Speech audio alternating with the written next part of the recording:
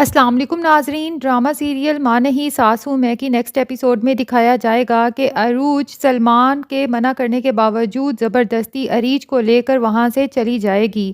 سلمان کو تو بہت غصہ آئے گا کہ اس کی کسی بھی دھمکی کا عروج پر اثر کیوں نہیں ہوا۔ بہرحال اس کے جانے کے بعد وہ ادریس صاحب سے کہے گا کہ یہ سب کچھ آپ کی وجہ سے ہوا ہے، نہ ہی آپ مجھے وہاں سے جانے کا کہتے، نہ ہی عروج کی اتنی جرأت ہوتی کہ وہ اریج کو یہاں سے لے کر جا سکتی۔ میں اسے تڑپا تڑپا کے مارنا چاہتا تھا اریج کو اپنے پاس رکھ کر، لیکن اب آپ کی وجہ سے وہ تو سکون میں آ گئی ہوگی۔ اور عروج کی جرأت دیکھیں کہ اس نے میرے منہ پر ایک دفعہ پھر سے تھپڑ مارا۔ اب میں اسے چھوڑوں گا نہیں، جو کچھ اس نے کیا ہے میں اسے تڑپاؤں گا تو صحیح، لیکن اس سے پہلے میں اسے طلاق دے دوں گا۔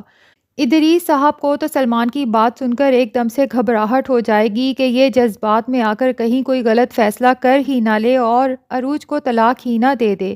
کیونکہ ادریس صاحب تو یہی چاہتے ہیں کہ عروج چاہے بھاڑ میں جائے، مر جائے، طلاق لے لے، لیکن اس سے پہلے وہ اپنی تمام دولت جائیداد میرے نام کر جائے۔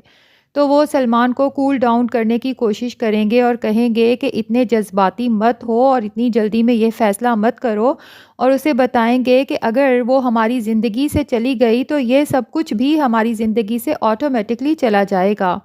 تم اسے طلاق ضرور دینا، لیکن اس سے پہلے کچھ بھی ایسا کرنے کی ضرورت نہیں ہے۔ پہلے ہمیں یہ دیکھنا ہے کہ ہم کس طرح سے اسے اپنی باتوں میں لے کر یہ تمام چیزیں اپنے نام لگواتے ہیں۔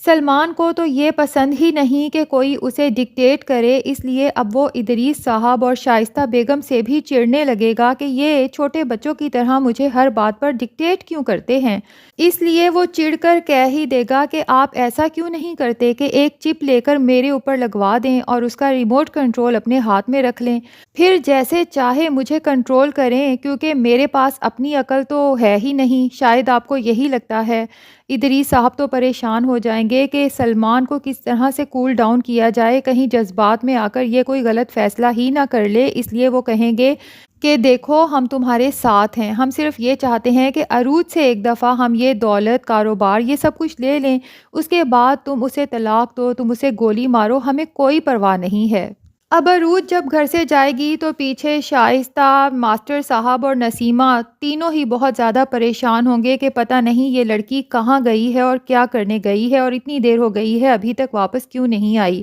عروج کے گھر واپس آتے ہی سب کی سانس میں سانس آئے گی اور عروج کے ہاتھ میں اریج کو دیکھ کر کہیں گے کہ تم کہاں گئی تھی اور کیا کرنے گئی تھی۔ عروج کہے گی اس دھکے کا حساب برابر کرنے گئی تھی جو میرے باپ کو سلمان نے مارا تھا۔ تو ماسٹر صاحب تو گھبرا جائیں گے کہ پتہ نہیں عروج کیا واویلا مچا کر آئی ہے، پوچھ ہی لیں گے کہ بیٹا بتاؤ تو صحیح کہ تم نے کیا ہے۔ تو عروج کہے گی کہ سلمان نے جو آپ کو دھکا مارا تھا نا، اس کا بدلہ میں نے اس کے منہ پر تھپڑ مار کے لیا ہے۔ ماسٹر صاحب کو تو افسوس ہوگا کہ وہ جتنی کوشش کر رہے ہیں کہ سلمان اور عروج کی آپس میں صلح ہو جائے، بات ان دونوں کے جذبات کی وجہ سے مزید بگڑتی ہی جا رہی ہے۔ اس لیے وہ عروج سے کہیں گے کہ بیٹا تمہیں ایسا نہیں کرنا چاہیے تھا۔ تو عروج کہے گی کہ میں نے بالکل ٹھیک کیا ہے، اس کے ساتھ یہی ہونا چاہیے۔ ایک طرف تو وہ میری دولت، جائیداد، کاروبار پر قبضہ جما کے بیٹھا ہے، مجھے اور میری ماں کو گھر سے نکال دیا ہے، اور ابھی بھی اس کا دل نہیں بھرا۔ اب وہ چاہتا ہے کہ میں سب کچھ اس کے نام کر دوں۔ تو ماسٹر صاحب تو الٹا ہی مشورہ عروج کو دیں گے اور کہیں گے کہ جو وہ چاہتا ہے تم کر دو۔ عروج حیران رہ جائے گی اور کہے گی یہ آپ کس طرح کی باتیں کر رہے ہیں؟ ماسٹر صاحب کہیں گے کہ میں چاہتا ہوں کہ ایک تو تم اپنے تھپڑ کی معافی مانگو سلمان سے اور تمام جائیداد اس کے نام کر دو، بڑے پن کا مظاہرہ کرو، تمہیں صرف اپنا گھر آباد رکھنے کی کوشش کرنی چاہیے۔ عروج تو ماسٹر صاحب کی بات سن کر بہت ہی زیادہ حیران پریشان ہو کر کہے گی کہ آپ گئے تھے نا اس کے پاس، دیکھا تھا نا اس کا رویہ آپ کے ساتھ کیسا تھا، اس کے باوجود آپ مجھے یہ مشورہ دے رہے ہیں۔ تو ماسٹر صاحب کہیں گے کہ مجھے پتا ہے سلمان بہت جذباتی ہے اور ابھی وہ جذبات میں آ کر یہ سب کچھ کر رہا ہے، لیکن میں ابھی بھی مایوس نہیں ہوں۔ مجھے پورا یقین ہے کہ جب سلمان اس غصے کے عالم سے نکلے گا اور ٹھنڈا ہو کر سوچے گا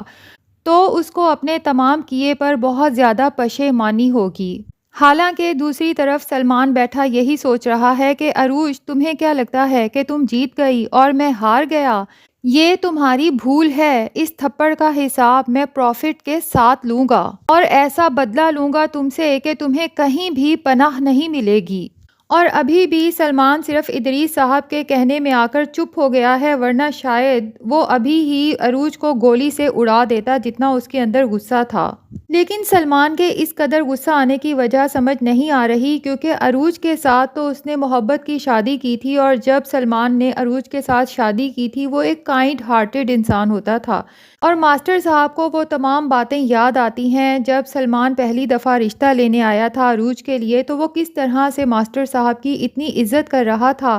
ایک طرف وہ سلمان جو ماسٹر صاحب جیسے عام سے انسان کو بھی اتنی عزت دے رہا تھا، اور ایک طرف یہ سلمان جسے پتہ بھی ہے کہ ماسٹر صاحب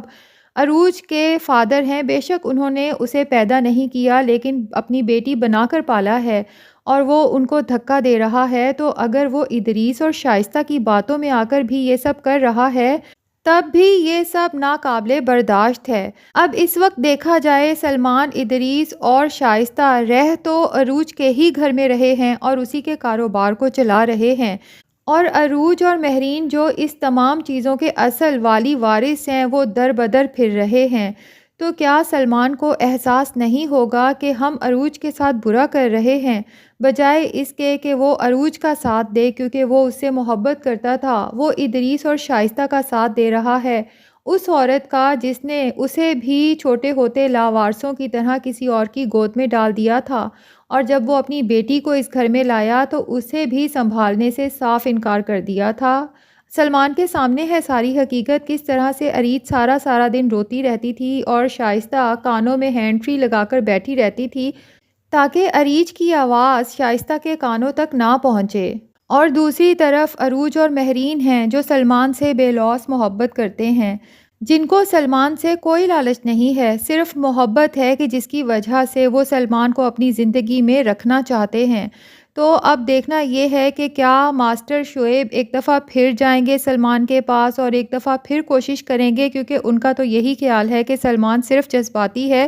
جیسے ہی اس کے جذبات ٹھنڈے ہوں گے وہ ضرور میری بات سنے گا بھی اور اسے کنسیڈر بھی کرے گا۔ اور پھر سلمان کا دوست بھی عروج کے فیور میں ہمیشہ بات کرتا ہے اور سلمان کو یہی سمجھاتا ہے کہ جو کچھ بھی تم نے مجھے بتایا اس میں مجھے عروج بھابی کی کہیں بھی کوئی غلطی نظر نہیں آ رہی، اور ہو سکتا ہے کہ وہ اسے شیشہ دکھائے کہ اس وقت جو اصل میں غلطی پر ہے وہ تم اور تمہارے پیرنٹس ہیں، جنہوں نے محض لالچ کی وجہ سے عروج بھابی اور اس کی ماں کو دربدر کر دیا ہے، اور ان کی یہ اچھائی دیکھو کہ اس کے باوجود بھی انہوں نے کوئی قانونی کارروائی نہیں کی اور تم لوگوں کو جیل میں نہیں ڈلوایا، ورنہ وہ چاہتے تو اس وقت تم تینوں جیل کی چکی پیس رہے ہوتے۔ تو دوستو دیکھنا یہ ہے کہ کیا سلمان پر ماسٹر صاحب اور اپنے دوست کی باتوں کا اثر ہوگا، یا پھر وہ ادریس اور شائستہ کی باتوں کے ہی زیر اثر رہ کر عروج کو مزید نقصان پہنچانے کی کوشش کرے گا۔ یہ سب پتہ چلے گا ہمیں آنے والی ایپیسوڈز میں۔ اگر آپ اس ڈرامہ سے اپڈیٹڈ رہنا چاہتے ہیں تو جلدی سے اس چینل فاطمہ ارائیں کو سبسکرائب کر لیں۔